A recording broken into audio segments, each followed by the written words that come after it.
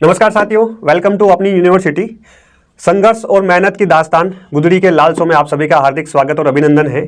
आज हमारे साथ एक ऐसी कहानी है, हमारे साथ एक ऐसी शख्सियत है, हमारे साथ मैं कहूँ कि एक ऐसा मोटिवेशन का भंडार है जिनको सुनकर हम जो है दंग रह जाएंगे।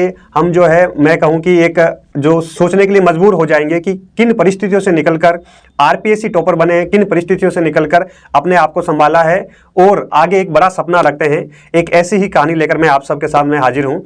हमारे साथ आदरणीय डॉक्टर टीना मेड़तिया मैडम हैं, जो कि असिस्टेंट प्रोफेसर है और आरपीएससी टॉपर हैं। पूरे राजस्थान में इनकी EAFM सब्जेक्ट में सेकंड रैंक रही है पूरे राजस्थान में। ये बहुत बड़ी बात है। मैडम, आपका अपनी यूनिवर्सिटी प्लेटफॉर्म में हार्दिक स्वागत है।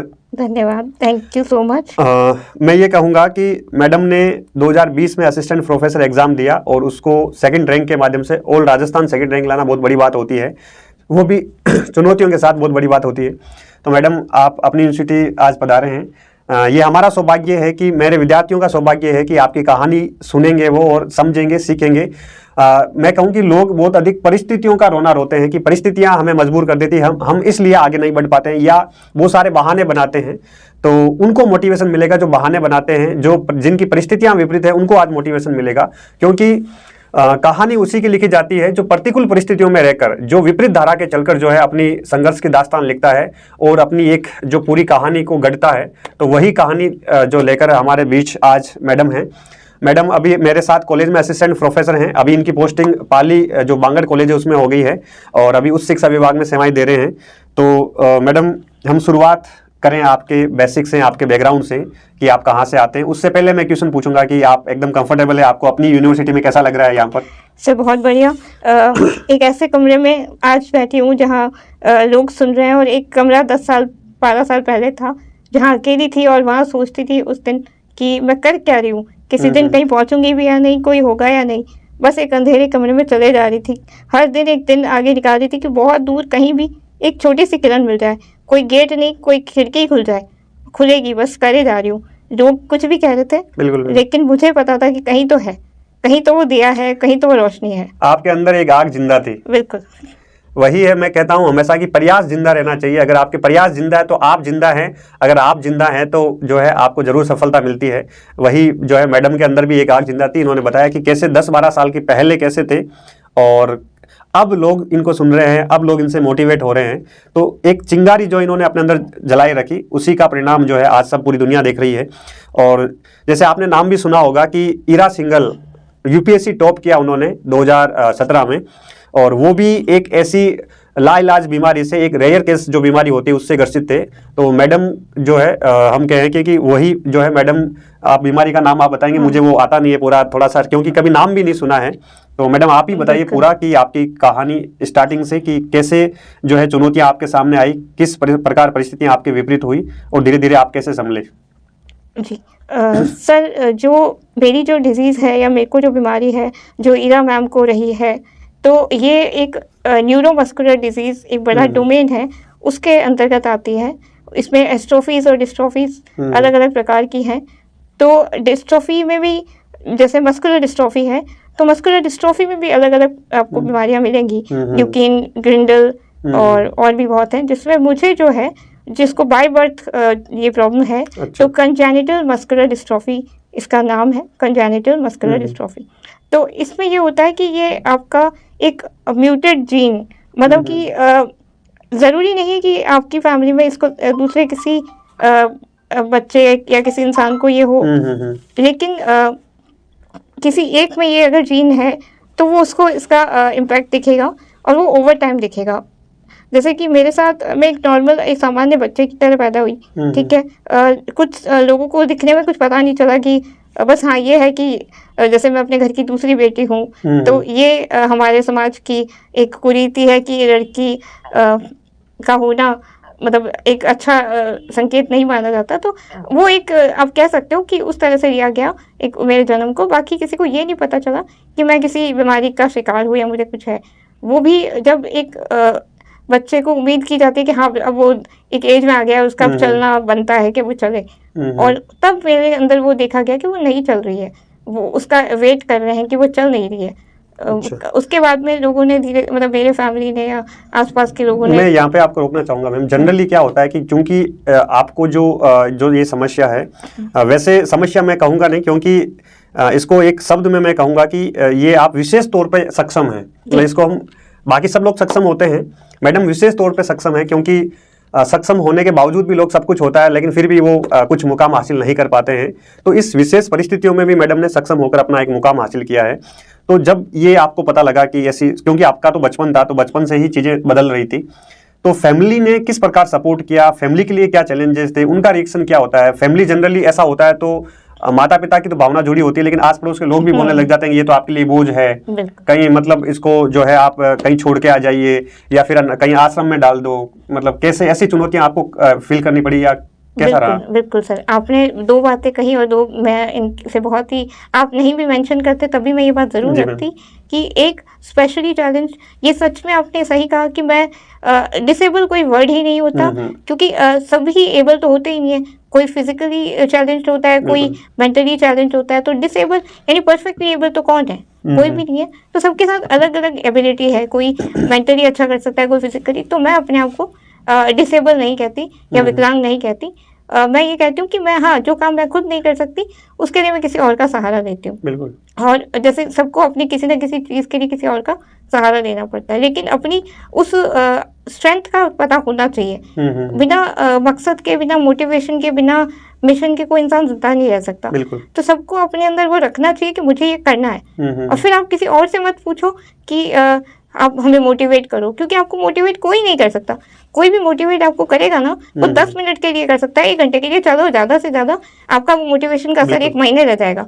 पर वो मोटिवेशन अगर आपके अंदर है, आपको खुद से अंदर कोई आपकी जो पहचान करनी है, हाँ, आपने अंदर कुछ जला रखा है कि हाँ ये करना है, तो आप उसको करके ही छोड़ोगे।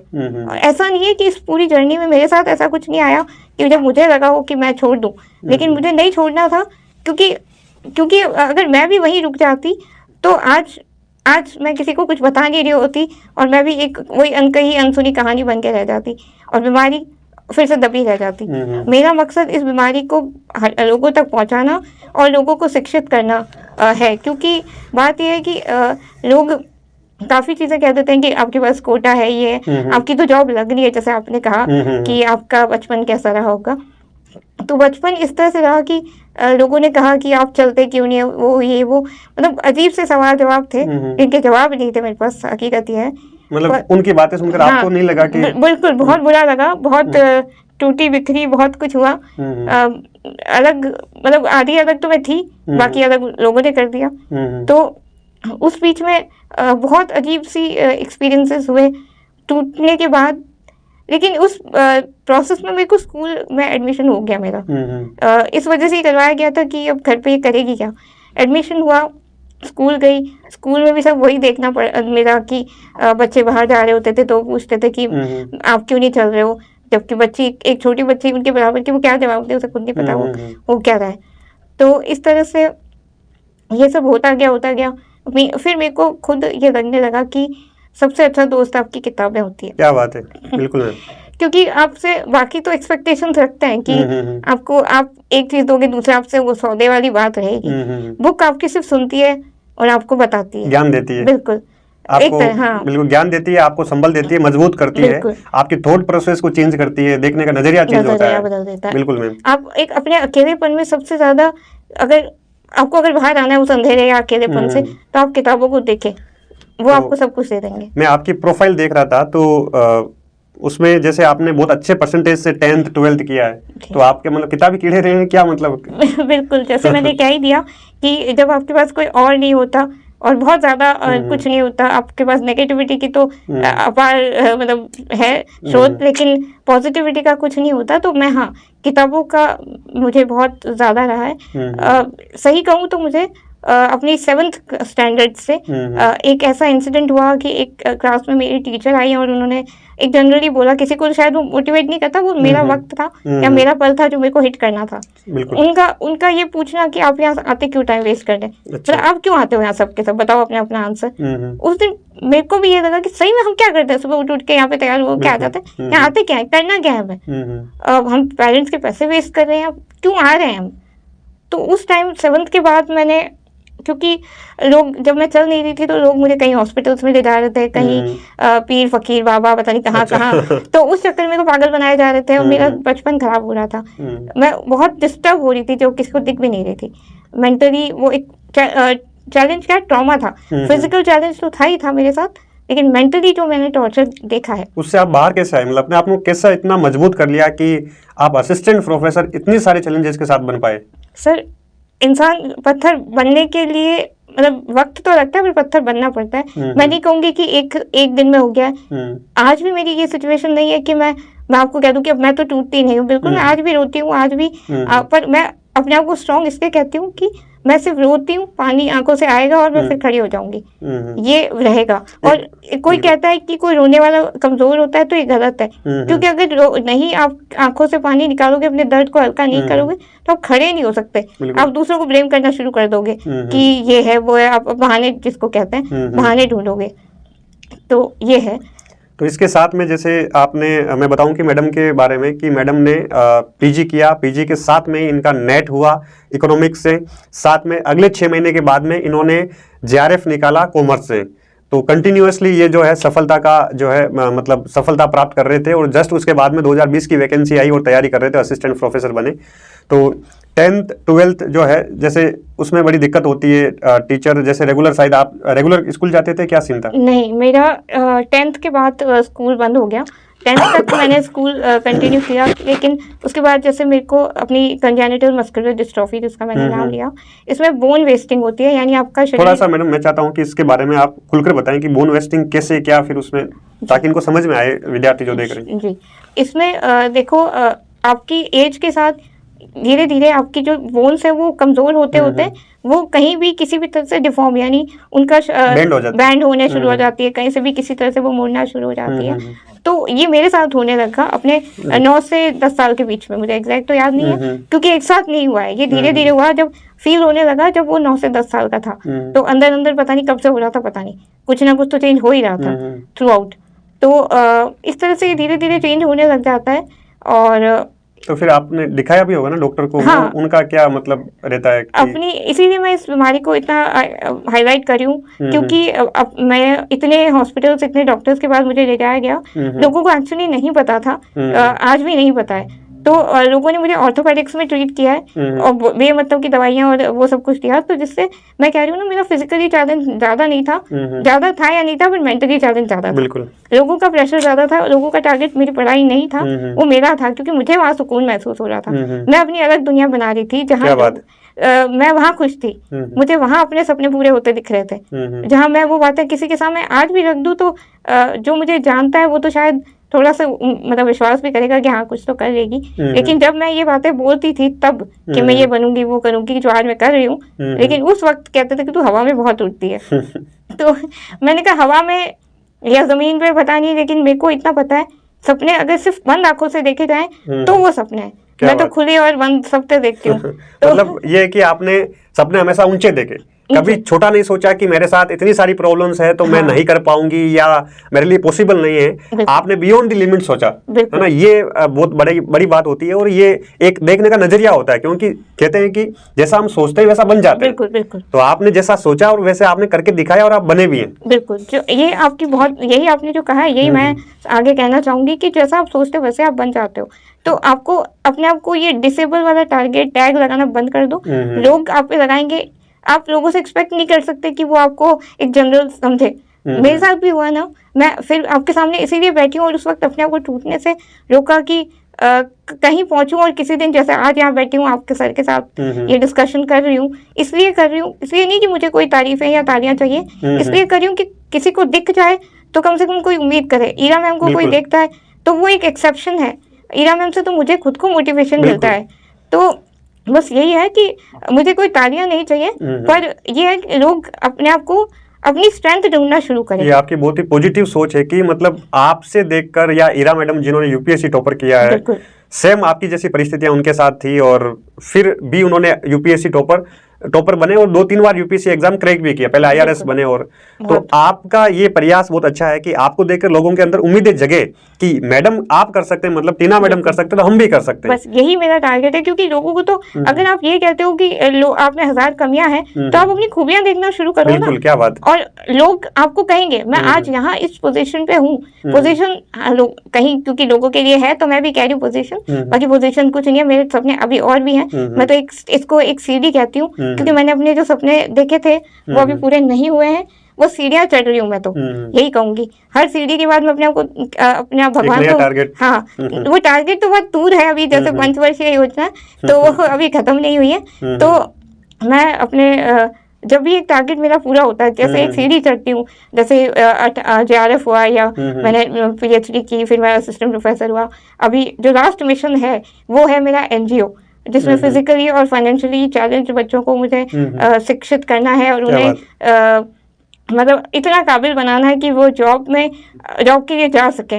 जनरली मैं आपको बात को थोड़ा सा आगे बढ़ा रहा हूँ कि जनरली ये होता है कि आपने जो टारगेट लिया है वो बहुत सुंदर टारगेट है, क्योंकि जो जैसे आपके जैसे जो स्टूडेंट है जिनको रेयर केसेस की जो बीमारियां हैं या इस टाइप का कुछ संघर्ष वो कर रहे हैं, तो उनके लिए सरकार ये कर देती है कि आपको बस पढ़ा दिया है, लेकिन आप उससे बड़ा टारगेट लेके चल रहे हो कि जो पढ़ लिया है कॉलेज के स्टूडेंट आपके जैसे हैं तो उनको जॉब दिलाने का जो टारगेट है कि वो जॉब प्राप्त करे और अपना काम भी करे, मतलब वो आत्मनिर्भर भी बने। बिल्कुल, इसमें मैं अकेली कर नहीं पाऊंगी, क्योंकि जिस वक्त की बात आज मैं मतलब इतना सब अपना एक शब्दों में, बहुत कम शब्दों में नहीं बता पा रही, लेकिन इतना एक लाइन में अगर मैं कहूँ तो उस जब 11th 12th जब मेरी जब पढ़ाई चल रही थी, ग्रेजुएशन मास्टर्स या नेट, जनरली बच्चों को करने में दिक्कत आती है, और जब आपके पास पढ़ाने वाला कोई ना हो, आप खुद ही समझ रहे हो, खुद ही कर रहे हो, तो आपका वो चैलेंज 4 गुना या 8 गुना ज़्यादा हो जाता है। तो मैं सबसे रिक्वेस्ट करूंगी, अपनी जर्नी बता नहीं पाऊंगी, समय कम है, लेकिन रिक्वेस्ट जरूर करूंगी कि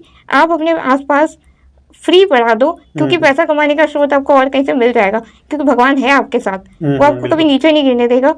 आप क्योंकि जब मैं पढ़ रही थी तो मैं हर दिन भगवान से प्रे करती थी कि भगवान कोई तो मुझे भेज दो, कि मुझे कोई बता दे, मुझे कोई अकाउंट्स के फॉर्मूले समझा दे, कोई ये क्रेडिट डेबिट बता दे, कोई मुझे ये लेक्चर समझा दे। और आज जैसे आप लोगों के पास ऑप्शंस है, यूट्यूब है, ये है, वो है, मतलब उस टाइम मैंने जब ये 11th 12th करी थी इतने ऑप्शंस नहीं थे। नेट तो आप लोगों को पता है कि ये पिछले 2-3 सालों में ही क्रेज आया है, और इतना अप्रोच आप कर सकते हैं, नहीं था। और ये भी हर किसी के बस की बात नहीं है, ये भी कुछ अच्छी फैमिलीज है जिनके पास नेट है, फोन है, ऐसे बहुत सारे पीछे लोग बैठे हैं। मैं सिर्फ फिजिकली चैलेंज की बात नहीं करती, मैं फाइनेंशियली यानी आर्थिक तौर से भी जो नहीं शिक्षित हो पा रहे हैं, मैं उनको भी इसमें शामिल करूंगी अपने NGO में, क्योंकि काबिलियत किसी इंसान में फिक्स नहीं है, वो किसी भी इंसान में हो सकती है। तो हमें इस वजह से वो काबिलियत अगर बाहर नहीं आई है कि उसके पास पैसा नहीं है या उसका शरीर किसी तरह से रुका हुआ है, रेयर डिजीज की बात नहीं है, किसी को ब्लाइंड, कोई अंधा भी है, या किसी के पैर में कुछ अटक गया है उस वजह से। और खासकर फीमेल जब हो जाती है, मतलब लड़का और लड़की का फर्क भी इसमें आड़े आता है। मतलब आपको भी जो जेंडर बाइसनेस है उसको झेलना पड़ा है। बिल्कुल, ये कहीं ना कहीं आपको लगेगा ही, वो फील मतलब उतने लेवल पे नहीं हुआ, क्योंकि मैं एक अच्छी सोच वाले परिवार से आती हूँ, लेकिन मुझे पता है कि ये फर्क होगा, ये कहीं ना कहीं तो जरूर एग्जिस्ट करेगा। और स्पेशली अगर उसमें ये तड़का लग जाए कि आप किसी बीमारी का शिकार भी हो, फिर क्योंकि हाँ, अब जेंडर बाइसनेस की बात आपने की है, तो मेरा एक्सपीरियंस ये रहा है कि मुझे आज तक ये मैं तो इसको 80 से लेती हूँ अब तो, लेकिन एक बहुत गंदा क्वेश्चन मेरे ऊपर हमेशा उठता रहा है कि ये तो लड़की है, इसके साथ तो 1000 चीज़ें हैं, इसका ध्यान कौन रखेगा, इससे शादी कौन करेगा, ये वो। क्या एक लड़की अपने आप का ध्यान नहीं रख सकती? मुझे तो इन लड़कियों से पूछना है कि क्या तुम इतनी काबिल नहीं हो कि तुम अपना ध्यान रख सको? तुम्हें कोई लड़का ही चाहिए जो तुम्हें सारी जिंदगी ताने दे कि तुम हम पे बोझ हो? क्या तुम इतनी काबिल नहीं हो? तुम पैदा अकेले होके आई थी, किसी साथ होके आई थी? बिल्कुल, क्या बात है। आज जो है अंतर्राष्ट्रीय महिला दिवस भी है, 8 मार्च है। तो मैं समझता हूँ कि जो सारी महिलाएं हैं, जो मैडम बात कह रहे हैं, जो फेस कर रही है चीज़ें, तो उनको भी आज एक प्रेरणा मिलेगी, एक मोटिवेशन मिलेगा कि जो इन्होंने झेला या इनकी जो सोच है कि एक नेगेटिव वे में भी चीज़ें नेगेटिव होने के बावजूद भी आप उससे निकालकर पॉजिटिव चीज़ें निकालकर आप ला सकते हैं। आपके आसपास का माहौल बहुत नेगेटिव है, लेकिन उसमें भी आप जो है पॉजिटिव अपने आप को बनाकर जिंदा रह सकते हैं, अपने आप को आगे बढ़ा सकते हैं, अपने को इम्प्रूव कर सकते हैं। मैडम की अभी PhD सबमिट हुई है, अवार्ड होने वाली है, आपको एडवांस में बधाई। और दूसरा, मैडम बहुत एक्टिव हैं, अभी PhD के बाद में पोस्ट डॉक्टरल की भी सोच रहे हैं। साथ में आप जो है कई सारे नेशनल इंटरनेशनल कॉन्फ्रेंसेज में आपने भाग लिया है। अभी JNU में आपने शानदार इंटरनेशनल कॉन्फ्रेंस करवाई है, विशी साहब ने आपकी बहुत प्रशंसा भी की है। साथ में आप बहुत सारे रिसर्च पेपर लिख चुके हैं, तो बहुत एक्टिव हैं, हमेशा पढ़ते रहते हैं। मैंने कॉलेज में भी देखा है कि पढ़ते रहते हैं। तो ये जो इनके प्रयास है ये जिंदा है, और मुझे लगता है कि उसकी वजह से मैडम ये ग्रोथ कर पा रहे हैं। तो आपने UPSC का टारगेट भी ले रखा है? बिल्कुल बिल्कुल, वो मेरा टारगेट है। देखो, सपने बिना इंसान एक पल भी, मतलब एक दिन भी नहीं सो सकता। सुबह आप उठोगे, अगर आपको ये नहीं पता कि शाम तक करना क्या है, आप बड़े बड़े बोर हो जाओगे। आप कहते हो ना, हमें आराम करना है, हमें थका दिया, आप रहो। कोई मुझे कहता है ना कि हम थक गए, मैंने कहा आप बैठो बिस्तर में, उठो ही मत। आप शाम तक अगर आप कह नहीं दो ना, यार हमें तो बाहर जाना है, तो मैं बोल दूँ आपको। इसलिए मेरे लिए टारगेट्स ज़रूरी थे। मैं पागल हो जाती लोगों की सुन सुन के, और एक कमरे में एक सीट से जब मैं उठ ही नहीं सकती बिना किसी के सहारे से, तो मैं कहाँ जिंदा रहती। अगर आपको, मैं अपनी बात नहीं कह रही, मैं सबके लिए कह रही हूँ कि प्लीज़, एक तो इंसान पहले ही दुखी है, भगवान की देन उसको मिल चुकी है, अब उसको बोझ ये मत कहो कि भगवान ने तुझे सजा दी है। ये उसके लिए, आप उसके लिए मतलब चैलेंज और बढ़ा रहे हो, क्योंकि फिजिकली चैलेंज इतना नहीं होता है जितना आप उसको सपोर्ट नहीं करके उसका मेंटली बना देते हो। तो प्लीज उसको सपोर्ट करो। हमेशा ये कहो कि तू अपनी स्ट्रेंथ ढूंढ, तेरे में कौन सी खासियत है, कौन सी ताकत है, कौन सी काबिलियत है, तो उसे वो ढूंढने में हेल्प करो। वो आपको, मैं आपको गारंटी देती हूँ, अगर आपके 4 बच्चे हैं या 2 बच्चे हैं, तो उसमें बेस्ट होके निकल के दिखाएगा। क्या बात है। आप भी कितने बहन भाई हैं? मैं 3 भाई बहन है, मतलब मेरी एक बड़ी बहन है और छोटा भाई है, M.Tech कर रहा है, बड़ी बहन बैंक में है। अच्छा, क्या बात है। वो नॉर्मल है? हाँ, वो नॉर्मल है। उन्होंने खूब सपोर्ट किया आपको? बिल्कुल, मेरी सपोर्ट के बिना देखो पॉसिबल ही नहीं है। मैं यहाँ पर जो है आपके माताजी और पिताजी को भी नमस्कार करना चाहूँगा, क्योंकि मुझे लगता है कि उनके बिना सपोर्ट के आप यहाँ तक नहीं पहुँच पाते, और उन्होंने जो सपोर्ट किया है उसकी वजह से आप असिस्टेंट प्रोफेसर बन पाए हैं और इतना जिंदा दिली से आप जी पा रहे हैं। ये बहुत अच्छी बात है। आप जैसे हम चर्चा भी कर रहे थे बीच में कि आप डॉक्टर के बारे में, कि डॉक्टरों ने क्या कहा है, तो मुझे लगता है कि आप ही वो बात बताइए। देखिए, जिस बीमारी की बात मैं कर रही हूँ, ये डॉक्टर्स को पता ही नहीं होता है। कई बार क्या होता है, डॉक्टर्स अंधेरे में तीर चला रहे होते हैं। तो मेरे केस में भी वही हुआ। मैंने अपनी आधी जिंदगी कह सकती हूँ जिसमें अंधेरे में तीर चलाए हुए बहुत सारी मतलब ऐसी दवाइयाँ ली है, मतलब कैल्शियम प्रोटीन की, मतलब यही आयरन कैल्शियम, इस तरह से फालतू का मेडिकेशन जिसको कह सकते हैं, जिसका मेरे पे कोई इम्पैक्ट हो नहीं रहा था। उसकी आवश्यकता नहीं थी, जरूरत ही नहीं थी, क्योंकि मेरी बीमारी उनको पता नहीं थी। उन्होंने उसको ऑर्थोपेडिक्स में कंसिडर करके और अपना कंटिन्यू रखा, क्योंकि हम लोग डॉक्टर के पास जाते हैं तो वो उसका कुछ ना कुछ अपना हिसाब लगाते रहते हैं। हर बार किसी पे अंधा विश्वास ना करें आप। तो मैंने अपने आप को इस मेंटल टॉर्चर से, एक तो मेरे आसपास जो हो रहा था, दूसरा ये डॉक्टर्स का प्रेशर, दवाइयाँ देते रहे, एक रूटीन ही बन गया था कि दवाई लेनी है। डॉक्टर्स ने आपको ये भी बोला कि जीवन के बारे में, कि उम्र के बारे में, और जी देखो, इसमें ये हुआ था कि हाँ, उस प्रोसेस में डॉक्टर्स ने कहा था कि इस एक एज के बाद ये मेंटली वीक हो जाएगी, या ये पागल की तौर कह सकते हो आप, ये कुछ सोच नहीं समझ नहीं रहेगी इसमें।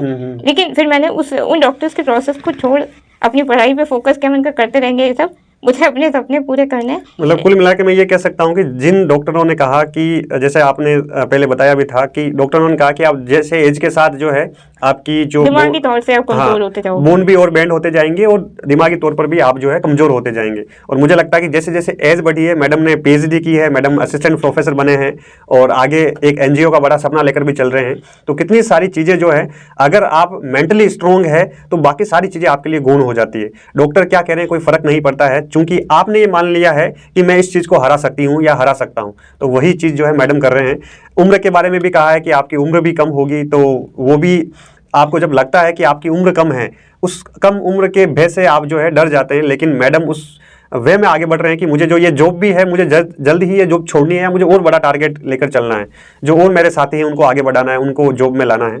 तो ये बहुत एक सकारात्मकता है आपके अंदर, और मुझे लगता है कि आप सभी को प्रेरणा मिलेगी। मैं इसमें आखिरी शब्द कहना चाहूँगी कि जब एक धीरे धीरे फिर अपनी जो रिसर्च, जैसे कहते हैं मेडिकल डिपार्टमेंट आगे अपनी प्रोग्रेस कर ही रहा है, तो तो जब धीरे धीरे मेरी डिजीज़ के बारे में थोड़ी क्लियरिटी आने लगी, कुछ केसेस कहीं ना कहीं केरला या साउथ में कहीं हाईलाइट होने लगे, तो उसको डायग्नोस करने की तरफ जाया गया और फिर चेक किया गया कि ये है एक्चुअली। और फिर बोल दिया गया कि पहले तो ये उम्मीद थी कि शायद किसी दिन ठीक भी हो जाऊं, लेकिन फिर यही बोला गया कि आपकी बीमारी लाइलाज है, इसका कोई इलाज नहीं है और आपकी ज़िंदगी का भी कोई भरोसा नहीं है वो कब तक है। तो उस केस में मैंने, हाँ बिल्कुल मैं टूटी, मैं ये नहीं कह रही कि आज जैसे मैं आपके साथ खड़ी हूँ, कल भी उसी वक्त भी मैं ऐसी थी, नहीं, मैं भी टूटी थी, मेरे को भी क्योंकि आपका जीने का मकसद ही आपसे छीन लिया जाए। कहते ना हम कहीं किसी भरोसे रहते हैं और भरोसा तो खींच लिया जाए कि नहीं यार हो ही नहीं सकता, तब तो हिल जाता है इंसान। और आपका मतलब एक बार के लिए आपकी जिंदगी पूरी तरह से तहस नहस हो जाए, तो उसमें से फिर उठी कि नहीं ऐसा कैसे नहीं हो सकता, मैं तो फिर से उसी में जाऊंगी, मुझे तो फिर वही उम्मीद चाहिए कि हो सकता है और मैं करके दिखाऊंगी। ठीक है, अपने लिए नहीं, लेकिन इतना वो रिसर्च कहीं रुकी नहीं है, साइंस हमेशा प्रगति करती है, तो वो आज भी कर रही है। मेरे लिए काम नहीं आएगा लेकिन नेक्स्ट जनरेशन के लिए आएगा। एंड मैं खुशकिस्मत समझती हूँ कि आज मेरे जिंदा रहते रहते ही वो सब कुछ हो रहा है। बस ये हम लोग मिडिल क्लास लोग हैं कि हम उतना अफोर्ड नहीं कर सकते, लेकिन आज इस बीमारी का इलाज है और कुछ सालों में इसका इलाज इतना अफोर्डेबल होगा। मैं तो सरकारों से और जितने भी संस्थान हैं इन सब से रिक्वेस्ट करूँगी कि जैसे कोरोना के इंजेक्शन को इजी और फ्री और अफोर्डेबल किया गया, इसी तरह इन जो रेयर डिजीजेस हैं इनको भी फ्री किया जाए ताकि आम व्यक्ति इनके इलाज की तरफ जा सके। क्योंकि एक तो वैसे ही ये ट्रीटमेंट रिस्की है, इनकी ट्रीटमेंट में किसी की जान भी जा सकती है प्रोसेस में, उसके ऊपर से पैसा वो कहाँ से लेके आएगा। तो सरकारों से इतनी रिक्वेस्ट रहेगी कि कम इसका वो खर्चा खुद उठाएं। ऐसे भी तो 1000 खर्चे 1000 स्कॉलरशिप्स चलाते हैं, तो एक कोशिश। बिल्कुल मैम, ये करना चाहिए ज़रूर, क्योंकि इस चीज़ को जितना आप महसूस कर सकते हैं, जितना आप समझ सकते हैं, मुझे लगता है नहीं कि कोई और समझेगा इस बात को। और यहाँ पे मैं 1-2 क्वेश्चन और फास्टली पूछूंगा, फिर आज के इस इंटरव्यू को हम समाप्त करेंगे। एक क्वेश्चन ये है कि आपने सोचा था कि आपकी सेकंड रैंक आ जाएगी EFM में? मैं ये तो नहीं कहूँगी कि सोचा था, लेकिन हाँ मेरे गुरु हैं, मेरे PhD गाइड, उन्होंने मुझे हमेशा कहा था कि टीना तू RPSC टॉप करेगी। क्या बात है। और मैं सर से यही कहती थी कि सर मेरे को तो सिलेक्शन मिल जाए उतना ही काफी है, नहीं तू टॉप करेगी। गुरुजी की बात जो है भविष्यवाणी सत्य हो गई। बिल्कुल। तो मैं जिस दिन टॉप हुआ, मैंने सर को फोन किया, किसी को कुछ नहीं बताया, मैंने कहा सर हो गया, सर कर लिया मैंने टॉप। आपने जो कहा, मैंने फीमेल मतलब गर्ल्स टॉपर रही हूँ और ओवरऑल सेकंड रही। तो मतलब मेरे गुरु का विश्वास था, मेरे लिए गुरु क्या वो आदर्श हैं, मेरा पिता तुल्य, उनके बिना मैं आज जो भी कर पा रही हूँ नहीं कर सकती। क्योंकि फैमिली सपोर्ट वो एक अलग होता है, लेकिन जिस राह पे मैं चल रही हूँ एकेडमिक, जिसमें रिसर्च वर्क आता है, वो मेरे गुरु, उनको मैं भगवान के मतलब भगवान एक कैसे हैं, कृष्ण अपना अवतार लेके मेरे सामने आए। क्या बात है। तो मैं तो उनको, वो अगर मुझे कह दें कि सामने जहर भी पड़ा हो तो मैं नहीं पूछूंगी सर जहर है। यही होता है कि गुरु में जब श्रद्धा होती है तो गुरु का भाव भी प्योर हो जाता है। तो आपका और आपके गुरुजी का बहुत अच्छा रिश्ता है। और दूसरा क्वेश्चन मेरा ये है कि क्या आपने कभी ये भी सोचा था कि आप अपनी यूनिवर्सिटी प्लेटफॉर्म पर आएंगे? जी बिल्कुल नहीं, इतनी हम लोग काबिल ही नहीं है कि हम इतने ऊपर आ सके। मजाक कर रहे हैं, ये तो वो कपिल शर्मा वाला नहीं सर, सही सीरियसली, क्योंकि सीरियस बातें ज्यादा हो गई तो मैंने सोचा थोड़ा सा। नहीं सर, मैं आपसे मेरे को मिलने का मौका मिला कॉलेज में, तो मैं मतलब आपको कभी नहीं मना कर सकती। जैसा सपोर्ट आपने मुझे दिया है इस कॉलेज में, कभी भी मतलब लगने ही नहीं दिया कि मैं अलग हूँ, और मैं भूल ही नहीं सकती सर आपके लिए। जब भी आपको कभी जरूरत हो, कभी मुझे किसी काबिल समझो आप, बिल्कुल तो जरूर बुलाएंगे आपको। और जैसा हम आगे कुछ करने वाले हैं ऑफलाइन भी बड़े सेमिनार वगैरह, उसमें भी मैं चाहूँगा कि आप जरूर आएँ और अपनी कहानी बताएं, और लोग इस बात को समझे कि कमजोरी जो है हमारे अंदर नहीं होती है, हम उसको मान लेते हैं, उसको मानने से हो जाती है, हमारी सोच में होती है। अगर आपकी सोच जरा सी भी बदल जाती है तो आपकी सारा नजरिया, आपकी पूरी दुनिया, आपकी लाइफ बदल जाती है। तो यही मैडम ने कर दिखाया है। और लास्ट में यही कहूँगा कि आप कुछ मैसेज देना चाहते हैं लास्ट में आज के इस आप अपनी बात को समाप्त करते हैं, कुछ अंतिम मैसेज विद्यार्थियों को देना चाहेंगे, कुछ उनको कहना चाहेंगे, आपका अंतिम मैसेज? बिल्कुल, मैं सर आपको आपके माध्यम से यही कहना चाहूँगी, क्योंकि आप खुद शिक्षा से जुड़े हो, तो आपको मैं एक मतलब आपको आइडल या आदर्श मानती हूँ कि जो मतलब बच्चों को भविष्य देता है। कोई कहता है कि पैसा कमा रहा है तो भाई पैसा कोई काम करेगा तो पैसा तो सबको मिलता है, लेकिन शिक्षा एक ऐसा माध्यम है जो 100 जिंदगियां बना रहा होता है।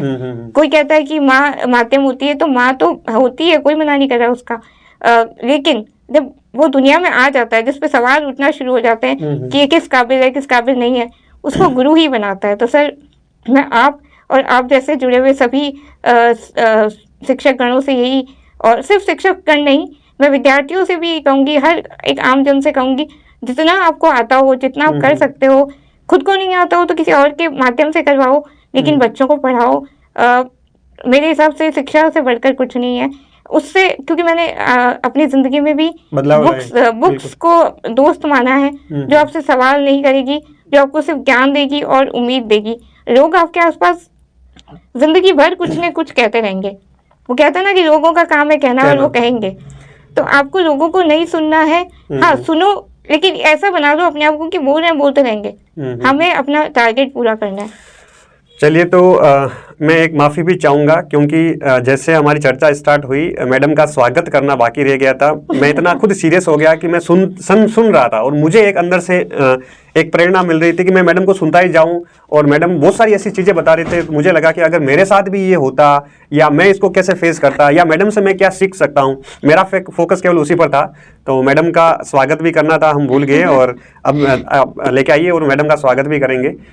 क्योंकि ये अपनी यूनिवर्सिटी है तो एक अपनापन रहता है यहाँ पर, तो मैं माफ़ी चाहूँगा कि हम लास्ट में आपका स्वागत कर पा रहे हैं। नहीं, मैं आपने मुझे इतना मौका दिया कि मैं अपनी बात रख सकूं, मेरे लिए उससे बड़ा कुछ नहीं हो सकता। क्योंकि एक होता है ना कि लोग किसी को देख के अगर कुछ करना चाहे तो सिर्फ हमेशा प्रेसिडेंट और प्राइम मिनिस्टर को क्यों देखे। बिल्कुल, वो किसी अगर आपने मेरे को ऊपर मोमेंट हो गई, अगर आप ये देखते हो कि स्ट्रेंथ नहीं है, मतलब कमजोर है, बीमारियों, आपने 1000 तमगे अगर दे रखे हैं, तो आप ये भी देखो कि अगर मोटिवेशन चाहिए आपको तो मेरे को देख लो। चलो, अगर आपको ये एक प्रूफ ही चाहिए, एविडेंस ही चाहिए कि भाई कोई कुछ कर सकता है, तो आप देख लो, लेकिन आप करो जरूर।